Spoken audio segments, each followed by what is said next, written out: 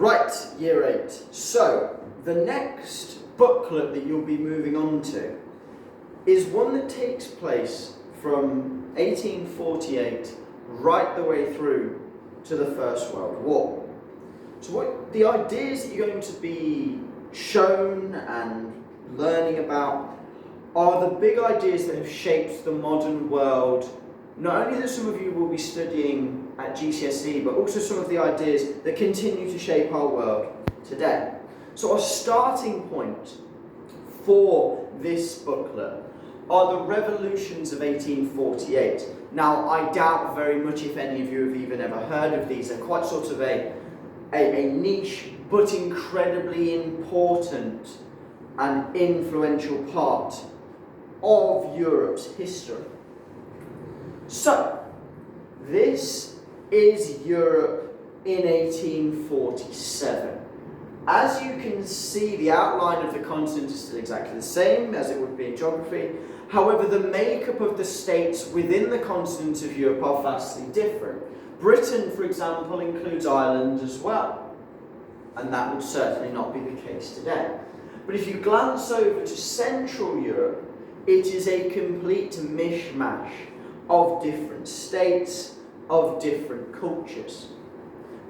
Well, firstly, there is no country of Germany, and you will come across in this booklet when Germany begins to emerge as its own nation. But certainly throughout the rest of Eastern Europe, there are certainly large countries today, places like Poland, Austria and others, that don't exist in their current form. So, February of 1848, there was an outbreak of revolutions in every single country in Europe, apart from Britain and Russia. For hundreds of years, the kings and queens of Europe had battled it out with one another for dominance over the continent. At various times they were fighting each other, they intermarried with one another, but what every society did have in common was that you had a group of people at the top of society who ran everything. And there was no way for ordinary people, working class and even middle class people, to enter this very, very exclusive club. All of a sudden, however, because more and more people became literate, as in they could read and write, new ideas came to the forefront which challenged the pre-existing settlement in society, and people decided that it should be changed. Now, these revolutions ultimately were very, very hit and miss as to whether or not they changed anything. But certainly what they did is they challenged the prevailing orthodoxy of the time. So, the first key idea that you're going to be exploring is this idea of liberalism. And liberalism has a number of different forms. Firstly, there is political liberalism. In essence, should the people who live in the country have a say on how that country is run? And really, this is talking about broader ideas of democracy. Should ordinary people be able to choose who their leaders are, rather than having that leader chosen by God? Because that is how you'd end up with a king or an emperor or a czar. The second idea is economic liberalism.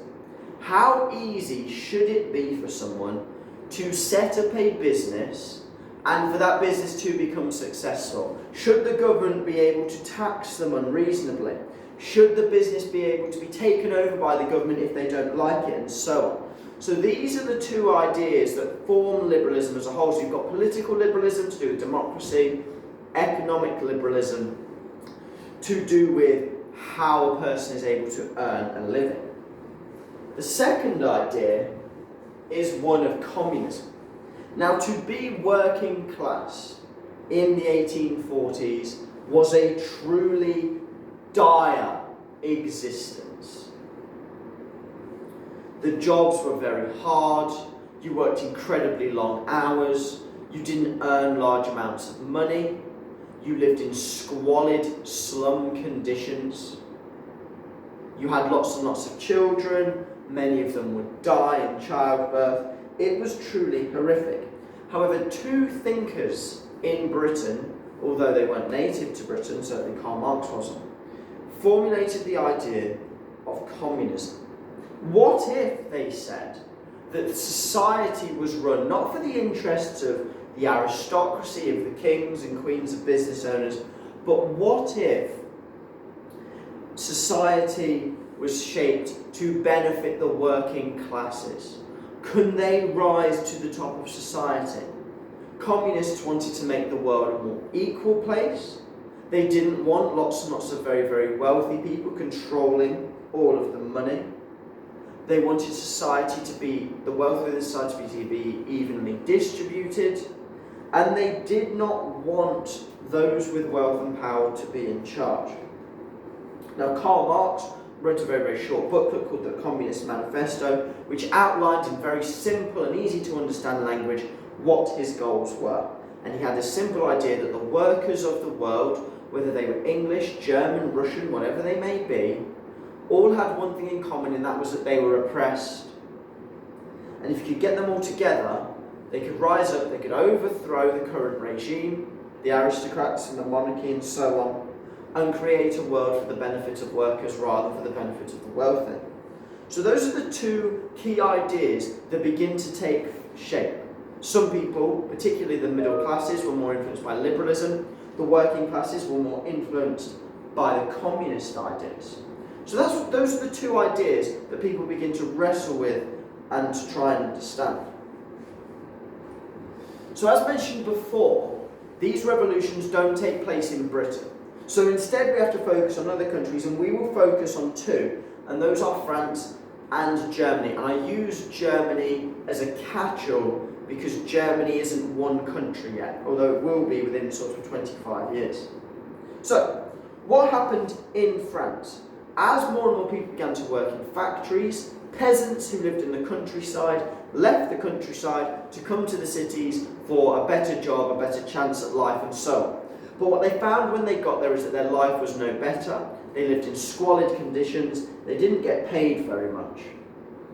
Now, what the people decided to do is they wanted to rise up. So you had a middle class group in France and the working class group in France rose up, but they both wanted different things. These protesters clashed with one another, and as we can see, they were tied up in the ideas of sort of nationalism. They wanted what was best for France, but they had different ideas on how they'd get there. Eventually, thousands of people were killed. The French king was forced to abdicate, and so he left that position. And he was replaced by a man named Louis Napoleon. He became president, and he oversaw the modernization of France. So what happened as a result of these revolutions is that both the king and the prime minister resigned. There was a new person in charge, and then he oversaw the transformation of the French economy. In Germany, it was somewhat different. Because the country wasn't united as one, there were far smaller groups. So you had nationalists who wanted Germany to be big and powerful, and you had liberals who were more interested in economic changes to society. They wanted to expand what they call suffrage, so giving the right to all men over a certain age. And they also wanted to try and unite Germany, or the German-speaking peoples, under one country. So this meant not just people in Germany, but also people in Austria. There were attempts to overthrow the monarchy in Germany, but these were not successful. There were clashes between Catholics and Protestants over who would be the dominant group, because Germany was split between those two groups. And ultimately, in Germany, it was a complete failure. It didn't accomplish the goals it set out to do. In some countries, men did get the vote, but it was only men, and only men who had a certain amount of wealth. Women, for the most part, are completely excluded, but it was an important stepping stone to how society would change over the next few decades. These ideas had become entrenched, and despite being difficult for people to grapple with, when they were broken down in the simplest terms, people were able to identify with them. So, there are some very challenging concepts. But take your time with it, read it and understand it, and we will get through this journey lesson by lesson. Thank you very much.